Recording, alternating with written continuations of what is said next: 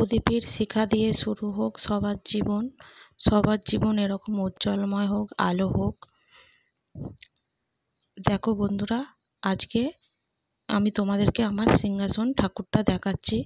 এর আগে এত ভিডিও দেখিয়েছি উপর থেকে, কোনোটা ভালো করে তখন দেখানো হয়নি। তো আজকে সেই সুযোগটা হয়েছে, তোমাদের সঙ্গে আমি আমার ঠাকুরের সিংহাসনটা ভাগ করে নিচ্ছি। তো দেখো, এখানে সিংহাসনটা এরকমভাবে আমি সাজিয়ে রাখি, এরকমভাবে পুজো করি। এদিকে শঙ্খ আছে, ধূপদানি আছে, মাঝখানে ঠাকুরকে খেতে দিই, আর এইদিকে ঘণ্টা আছে, আর এদিকে আমার কাছে কিছু ইষ্ট দেবতা আছে, নারায়ণ, লক্ষ্মী ঠাকুর, তারপরে গণেশ ঠাকুর, কুবের মহারাজ, বজরংবলী, বড় মার ছবি, তারপর মা কামাখ্যার ছবি। তো ঠাকুর নমস্কার বন্ধুরা, কেমন আছো সবাই?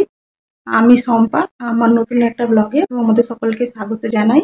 আজকের ব্লগটা আমি তোমাদেরকে সঙ্গে নিয়ে এখান থেকে শুরু করছি।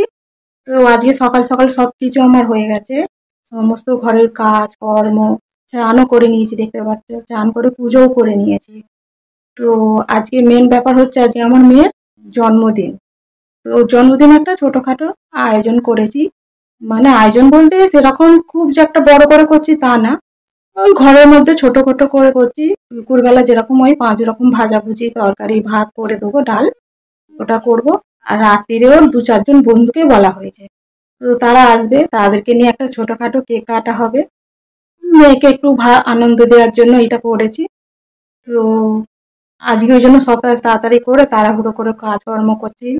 তো তোমরা সঙ্গে থাকো, দেখতে থাকো, আর আমার মেয়েকে অনেক অনেক আশীর্বাদ করো, ও যেন জীবনে অনেক বড় হয়, মানুষের মতন মানুষ হয়, সেই আশীর্বাদটা তোমরা করো, ঠিক আছে?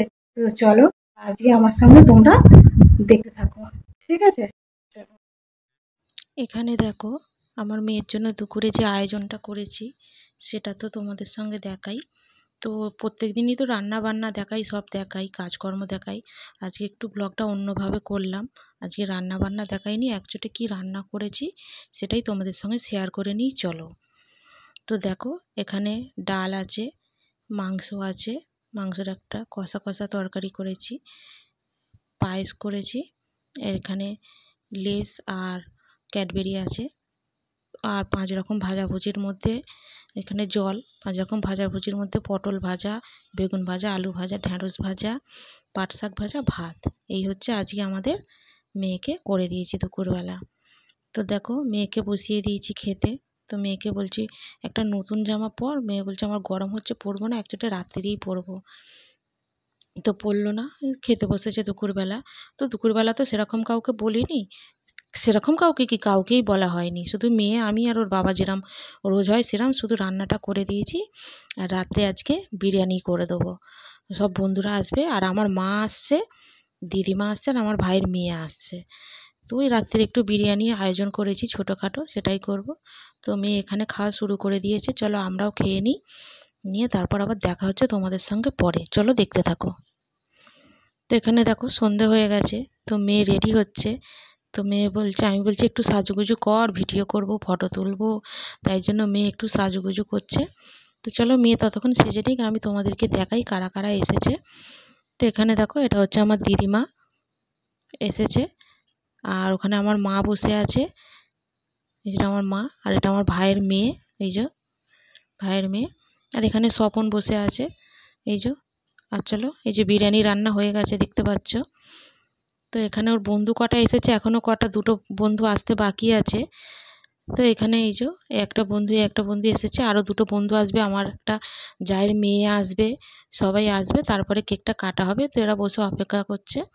তা আমি বলছি বস, অসুবিধা হচ্ছে না তো? বলছে কি না না, অসুবিধা হয়নি। এই হচ্ছে আজকে ডেকোরেশন, দেখো ছোটোখাটো হ্যাপি বার্থডে লেখা, একটু বেলুন দিয়ে দেয়ালটাকে সাজিয়েছি, এখানেই দাঁড়িয়ে কেকটা কেটে নেবে, বন্ধুরা মিলে দাঁড়াবে, থাকবে, একটু ছবি তুলবে। সে দেখতেই পাচ্ছ, সেরকম বড় করে কিছু করছে না, একদম ছোট্ট করে ঘরের মধ্যে ছোটোখাটো আয়োজন করেছি, তার মধ্যেই এটা পালন হচ্ছে। তো চলো দেখতে থাকো, এরপর কেকটা কাটা হবে। তো এই দেখো, কেকটা নিয়ে এসেছে ওর বাবা, তো এই কেকের ছবিটা দেখিয়ে দিচ্ছে। আর এটা হচ্ছে আমার জায়ের একটা মেয়ে, গুড়িয়া এর নাম। তো তাই বোনকে নিয়ে একটা ছবি তুলছে, আমি বন্ধুদেরকে বলছি যা, তোরা গিয়ে দাঁড়া একটু পাশে, ছবি তুলি, ভিডিও করি। তাই ওদেরকে যেতে বলছি, তাই ওরা লজ্জা পাচ্ছে, যাচ্ছে না আমি ব্লগ করছি বলে। তো দেখো ওরা সব বন্ধুরা মিলে এখানে দাঁড়িয়ে আছে। তো এই যে আমি একটা ভিডিও করছি ওদের সবাইকে নিয়ে। তো চলো কেকটা এবার কেটে নিই। এরাও বসে আছে, অনেকক্ষণ থেকে কেকটা কাটা হবে কখন। তো চলো কেকটা কেটে নিই। আমিও একটু ওদের সঙ্গে সেলফি করে নিলাম, ভিডিও করে নিলাম। এবার কেকটা কেটেই নিই, অনেক দেরি হয়ে যাচ্ছে। তো চলো। ওর কাছে যাও মা, যাও তুমি যাও। তো